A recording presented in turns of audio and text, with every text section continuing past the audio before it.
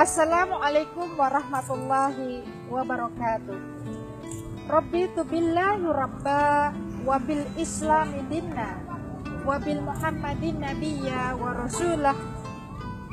Qala Rasulullah sallallahu alaihi wasallam, rubbu siyami haddahu siyamihi al-ju' wal atas. Rasulullah sallallahu alaihi wasallam bersabda, barang siapa yang tidak meninggalkan perkataan dusta dan senantiasa mengamalkannya, maka Allah tidak akan melihat kuasanya. Allah tidak butuh dengan kuasanya.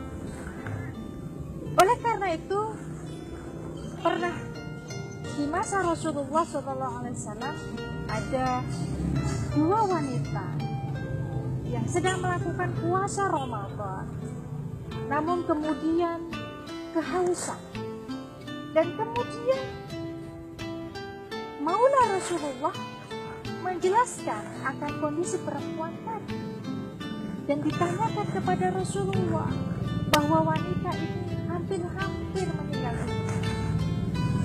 Kemudian Rasulullah menyuruh kepada dua wanita tadi menghadap kepada beliau, dan kemudian menyediakan cawan untuk memerintahkan kepada dua wanita tadi memuntahkan apa yang ada di dalam mulut.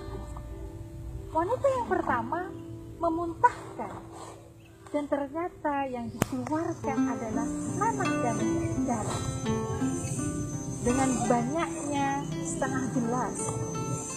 Kemudian perempuan yang kedua, yang dimuntahkan dari mulutnya nanah darah, bahkan daging segar, dan banyaknya hampir 1 gelas.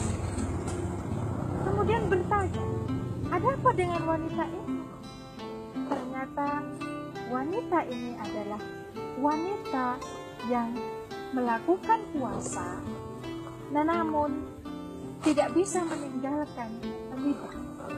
Rasulullah menyatakan bahwa ada orang yang berpuasa, wanita tadi berpuasa dari yang dihalalkan Allah, namun tidak berpuasa dari yang diharamkan Allah. Apa yang diharamkan oleh Allah dalam puasa? Yaitu melakukan riba atau menggunjing. Terkait dengan masalah riba, Rasulullah menjelaskan, apa itu riba? Riba adalah menceritakan tentang saudaranya yang tidak disukai oleh saudaranya. Ada salah satu sahabat bertanya, kalau yang diceritakan tentang saudaranya itu adalah sesuatu yang memang ada faktanya, apa itu riba? Kata Rasulullah, itulah riba.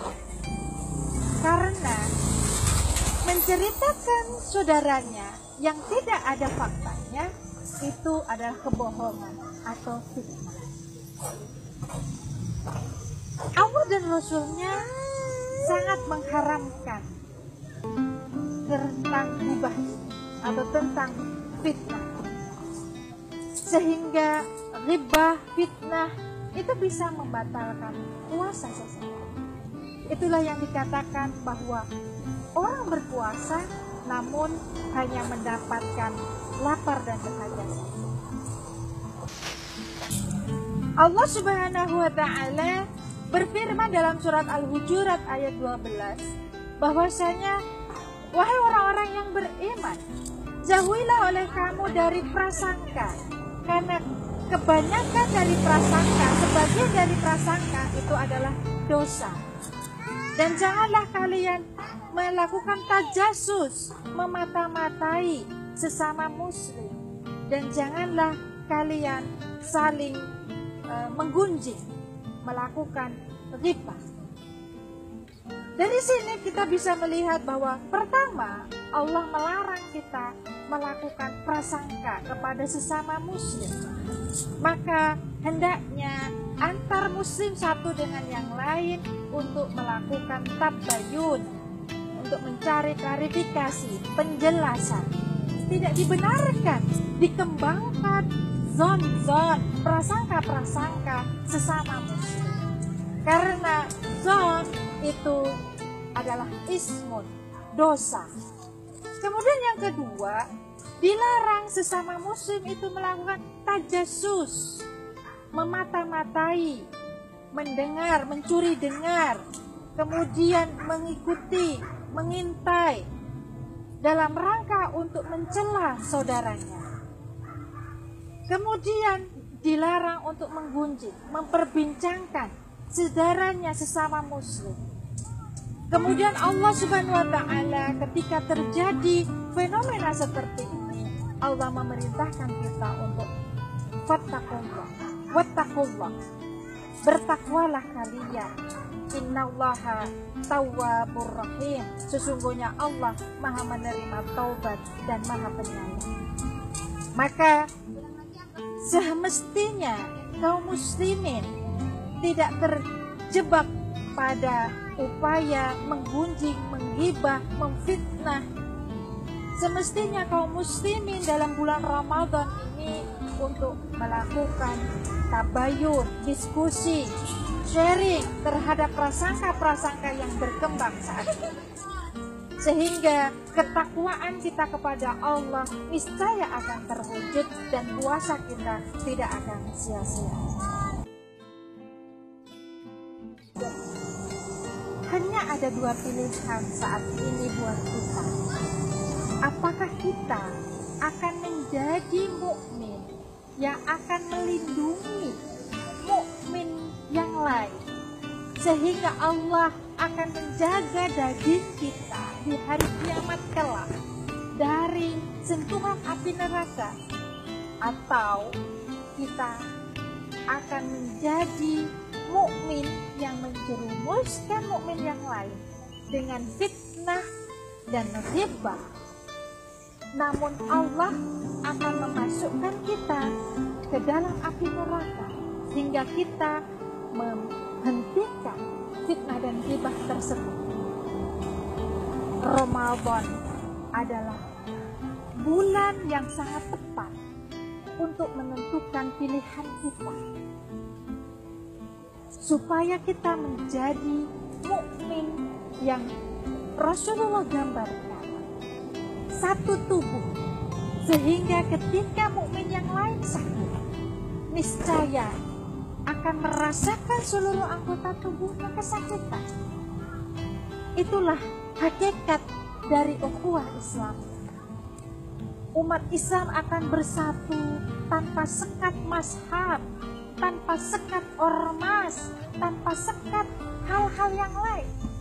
Umat akan bersatu karena keimanan, karena Islam.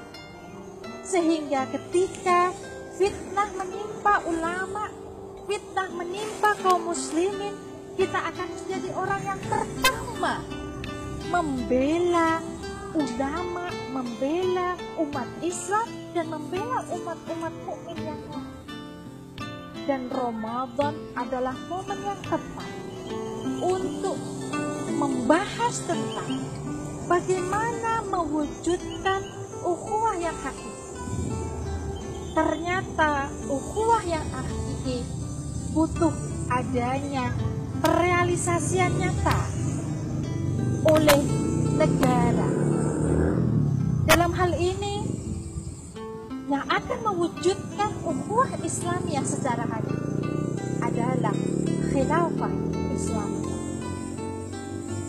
Khilafah Islamiyah adalah ajaran Islam yang akan menyatukan kaum mukmin, kaum muslim, dimanapun mereka berada, apapun mazhabnya, apapun bangsanya, dalam satu naungan khilafah Islam.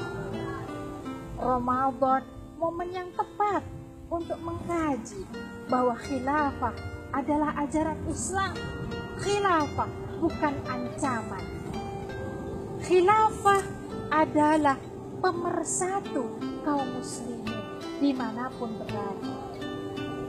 Sehingga bulan Ramadan tahun ini semoga menjadi bulan untuk kita kaum mukmin mengkaji secara mendalam, terbuka untuk melakukan pengkajian yang mendalam dan serius tentang apa itu khilaf, sehingga kita bisa mewujudkan ukhuwah Islamiyah yang wallahu a'lam bishawab. Bila bisa dilihat. Assalamualaikum warahmatullahi